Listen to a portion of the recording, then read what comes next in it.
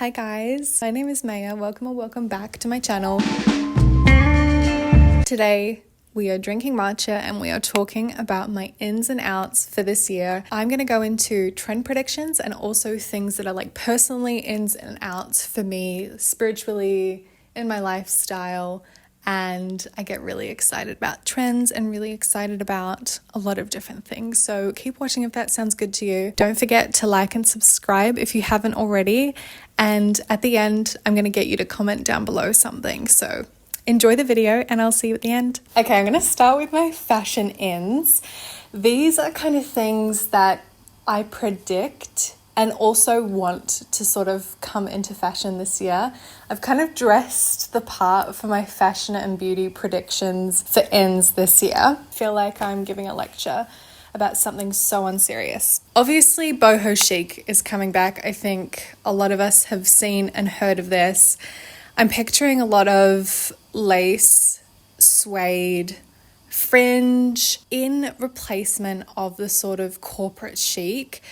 I feel like in general, we're entering a lot more of a dressed down sort of era in terms of fashion. I think it's going to be looser.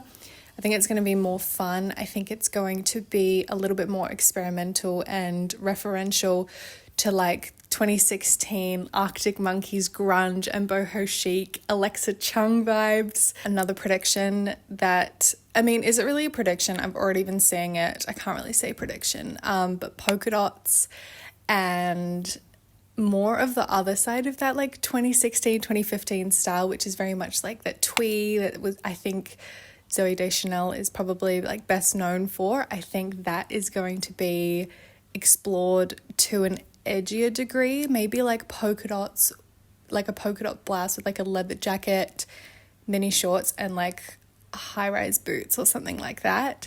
I'm personally really excited for 2025 fashion because I think we're getting a little bit darker with everything in a way that feels quite like fresh. And I think with a lot of these, it's obviously like the Pinterest fashion girly kind of vibe. I don't know how much of this is going to trickle down to actual people living their lives. I think maybe polka dots will, and maybe some of the other patterns that I'm going to get into. We'll see though. I think athleisure is always going to be like one of the main things that people like dress in, but I'm really talking about like fashion, like dressing up. My next in is very traditional patterns, and this kind of plays into the polka dots, but also stripes, which we've obviously seen for like a couple of years, but I think they're going to be slightly different stripes. I think they're going to be more like, they're going to be less, what's the word, like uniform, and I think they're also going to be less polished. Plaid, I think, is obviously going to be huge. I love this plaid dress so much. The next thing is more of like a personal in and something that I've been trying to practice for a few years now, but it's real materials. Making sure that you are checking the composition of the things that you are buying, because sometimes it seems like it would be intuitive. You're like, oh, that's obviously cotton. Come to find out it's like a viscose something or other. There's so many reasons why we should be looking for real materials in our clothing. First of all, sometimes the price of things does not match up to the composition. This is like one of my pet peeves. I'll see a dress online and it'll be like $300 plus and it's polyester, and I just feel like it's a huge red flag. I think there's a time and place for synthetic fibers. There are some like wool and acrylic blend sweaters that I've had for years, and sometimes the acrylic does actually help the sweater keep its shape, but I think it's just good to know what you're buying. And nowadays, even the brands that market themselves as sustainable and like their branding kind of makes you feel like obviously it would be cotton or a wool or a merino or something like that. Check the composition. A huge in is, in general, I think conscious shopping. It's just crazy like what some of these brands are getting away with selling for such exorbitant prices and they're not even real materials. And I think that a lot of people are catching on to this, and I think that hopefully as we vote with our money for real materials, that will hopefully begin to change. Okay, now this is my Roman Empire. I have always loved predicting like the new fave color, like a color of the year. Pantone said that 2025 is Mocha Mousse, which is this color up here, which I think is delicious, beautiful, fantastic. But I think in the next 2 years, we're going to see a huge boom of like an eggplant or aubergine purple, like a dark, rich purple. And I think this because I kind of use myself as an experiment with a lot of trends. I'm like, does this feel like it's ready to come to the forefront of my mind yet? And I've kind of like, I think everyone hates purple. And I think that that is also how a lot of people felt about red before that became really popular. And so I'm just like, I know purple is going to have its moment. Anyone who knows me knows that I feel this way about colors and just trend predictions in general. I think purple is going to be the next pop of color in terms of like, you know how we had the cobalt blue and then we had like cherry red, kind of turned into like a burgundy. And I think like that rich purple is going to feel so fresh because it has been so demonized in fashion for years that it's kind of one of the colors that's like going to feel really fun and fresh. I can see it in a boot, like a really dark purple in a boot, in like a handbag. Like I can see it working really well with leather goods.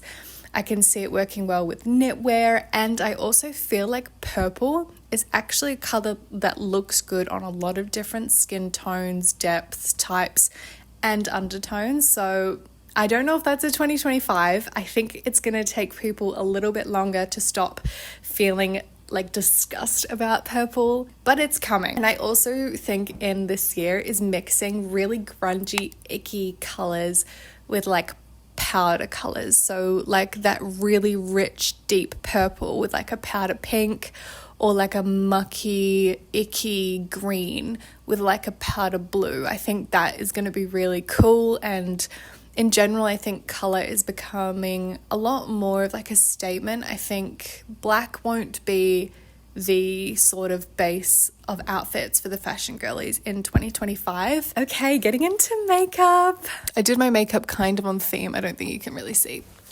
Okay, this is something I feel very passionately about for whatever reason. I think in is wearing more noticeable makeup, having fun with makeup, wearing glitter.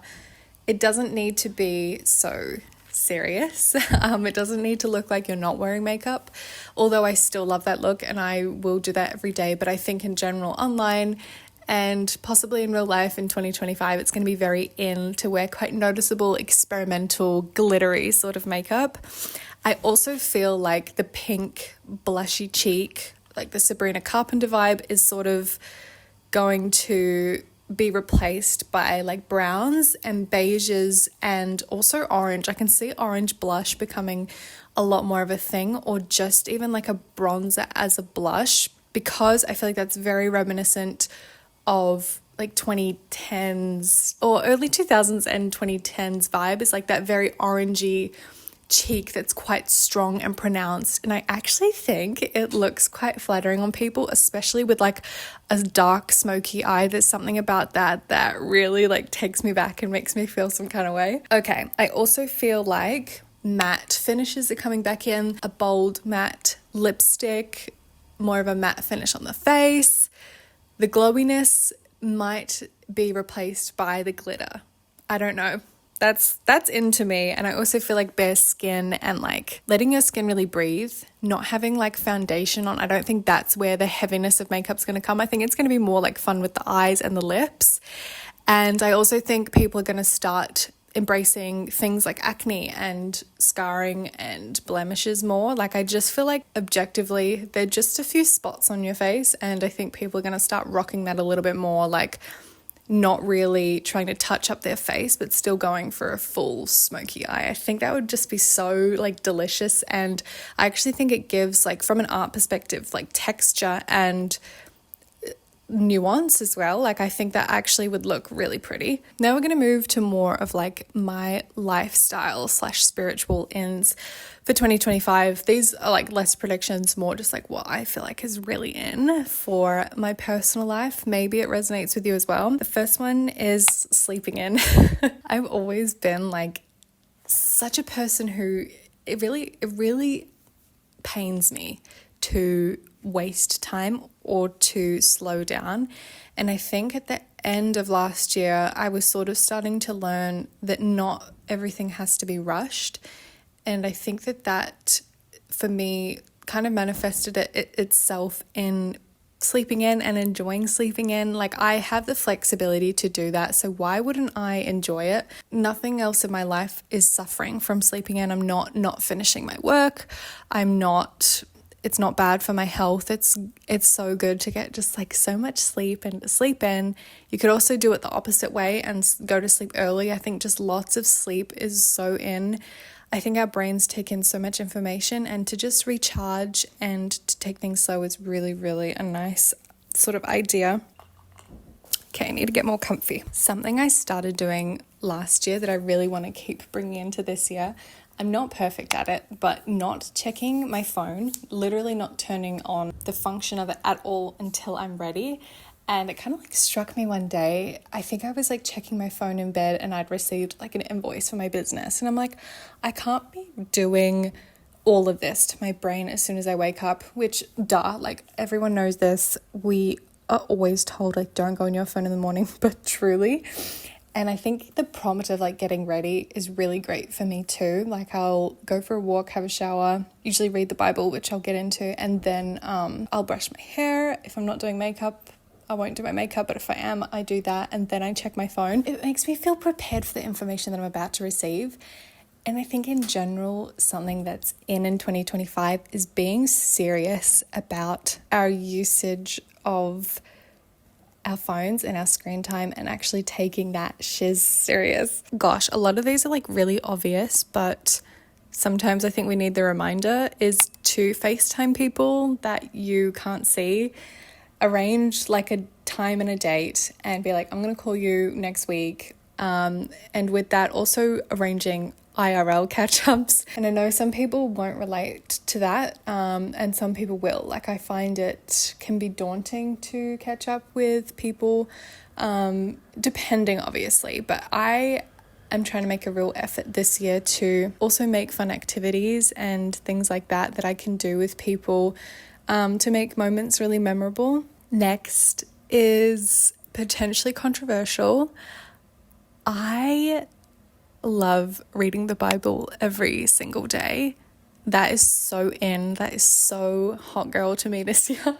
I started reading the Bible when I wasn't even really identifying myself as Christian, and I've always been into self-help books, spirituality, all of that stuff, but I have just found so much knowledge and wisdom and peace in the Bible. And if you've ever been curious about what's in there, I would just honestly seek it out because it's very interesting. For me, I love history and I love anything like that, and the Bible's full of that, and it's full of very compelling like stories, and just it's so interesting to me. And I think anything that makes you feel that way, I think why not do it every day? And something else that I've been thinking a lot about recently is I think that something that's very in is discipline. I think it's really fun to give yourself projects and challenges, and that could be wherever is like a sore point you feel in your life right now, whether that's you feel like you need more spiritual guidance. That could be reading something like the Bible. It could be you feel like you're not doing enough for your health, giving yourself a challenge to walk like 4 days a week and starting small. But I think that discipline is so good for building your confidence in yourself. Like I love achieving those things. This month I'm doing a no buy, so I'm not buying anything new. It can only be like basically necessity, and I'm only literally a few days into that. It's like the 7th of January when I'm recording this, And it's already been really beneficial for me to have that sort of detox. And sometimes you just need a reset. I think that YouTube is very in. I think that in general, long form content that's not super duper edited, it's very in. I'm so exhausted from short-term content. I think I'm going to try rapid fire because I haven't even gotten to my outs yet, which is significantly smaller. Cooking and baking things from scratch. Just learning those skills and honing those skills. If you're someone that's like, I've always wanted to like learn how to bake a pastry or try pottery. I always get that because I do pottery. Everyone's like, oh, that must be so fun. I've always wanted to do it. Book it in. Book out a day. Learn how, like, start the croissant recipe. It's going to take you a while. Like, just please, for the love of G, please just do it. I think that must be so frustrating to have something always in the back of your mind that you've wanted to try and you won't do it. But sorry, when's your next free day? Like, book a pottery workshop, book a cooking workshop, please. Like, please, it's such a good use of your money to do something you've been wanting to do. Whole food meals, I've been loving this. Like, I don't need to be making a full on like meal every night in terms of like, oh, I'm making a curry, I'm making a pasta, I'm making a stew. Like, I've just been eating like roast vegetables with cabbage, with meat, with like an avocado. Like, I've just been loving that for dinner lately, so that's very in. Obviously matcha is extremely in, and I think it'll be in for life for me as a previous coffee addict. I love matcha. It doesn't make me too anxious. I'm just like, this next one I feel like is another sort of thing to push ourselves, but being generous beyond what you think you're capable of being generous with. I think that we've lost so much of like our generosity and our open-heartedness in helping other people. Other people are not an inconvenience to you. We need other people, and I think this year I want to be there for people a lot more than I have been, because I've always sort of been taught like to look after yourself first, like be on guard, people will take advantage of you. And maybe that's true, but I want to be someone who has faith in people and gives to people how I want to be given to. Classical music is in, especially because I think my brain is so tired sometimes of podcasts. Classical music is just something that really makes me lock in, especially when I'm working. It makes me feel calm. I don't feel like I need to really listen. It's such a nice break for my brain to listen to classical music. And also I just want to try and practice more silence in my routine as well. Childlike excitement is in, and not being afraid to look silly, aka me with my jelly cat addiction. I think small businesses are in. I think we might have lost that sort of like messaging around how important it is to support small business. I think it was huge during COVID, and then it sort of has disappeared. So many small businesses are shutting down. If you want to, support small businesses. That is so in for 2025. And then lastly, buying less but better quality. That speaks for itself. Okay, let's quickly go through the outs. I feel like this is more negative. I think crop tops, unfortunately, are out. I just haven't been seeing them very much, and I think with the low-waisted jeans, obviously like the longer t-shirts are kind of like a vibe. I think skirts and dresses with chunky sneakers is sort of out, in my opinion. I think small bags, and especially designer bags, are kind of out. I'm feeling like a very hobo, large, rugged, sort of vintagey looking bag, or a bucket bag, is very in for 2025. Like I mentioned before, I think pinks are in makeup in terms of like the cheek are sort of out. Sparse laminated brows I think are going to be out. I think we're going to see more definition. Something that is so out is caring what people think of you. I think it's true what they say about just getting older. I just care so much less and less every year about what people think of me, which is fantastic. I feel so much less burdened. I know it's easier said than done, and I think to an extent you do need to care about what people think about you, but not people who you can tell are picking on you because they're jealous or because they're like uncomfortable with your success. I think that is very out. In that same vein, dimming your light is out. I think a lot of the time I've felt around people that I need to not tell them about my accomplishments, or when a dream comes true, or when a goal comes true, I think I want to really surround myself with people who feel really comfortable and happy receiving that information. Selfishness, perfectionism is out. Doom scrolling and following the wrong people. And I think, to go back a little bit, a huge in is just knowing yourself. And if you're going down a social media spiral over some influencer you follow and you just want to check about how perfect they are to low-key make yourself feel terrible, that is so out. I think protecting yourself and being your biggest cheerleader in terms of like, babes, we don't need to be looking at that right now. Out is trying to go against your menstrual cycle and doing things too strenuous when you're in your literal phase. Out. Stress is out. I think playing it cool is out. I think it's not just so in to be earnest and kind. Overthinking, bye. Like literally this year, bye. Like bye. We're not overthinking. You can stop the thoughts as they're happening. We're not doing that. Being a control freak. You guys know. Some of you out there are control freaks. We need to stop. We're not in control of everything. We need to learn to receive, learn to relax, and learn to let things happen to us sometimes. And the last out is long movies. That officially concludes my ins and outs for 2025. Thank you so much for watching if you made it this far. Let me know if you like this kind of video. I also would love to hear one in and one out from you that you just feel like personally this year you are going to conquer. I really hope that you've had just the loveliest start to this year, and I'll hopefully see you soon in a new video or a new vlog.